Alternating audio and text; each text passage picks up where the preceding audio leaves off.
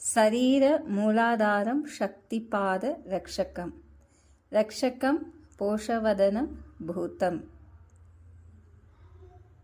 பூர்ணவஸ்தனம் ஆத்மசக்தி. பஞ்சசிஷ்டி ஆத்மசக்தி. ஸ்தானபவம். ஜோதி ஞானம் சக்தி பூர்வோதம். மகா ஞானம் பிராணசக்தி.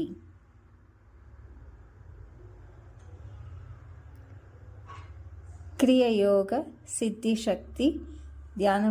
உடனே மூச்சு இழுத்து நிதானமாக மூச்சு விடணும்.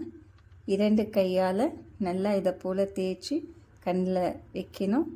அதன் பிறகு 1 நிமிஷம் அமைதியாக இருங்க. இது தொடர்ந்து செய்யுங்க, நிறைய மாற்றம் வரும்.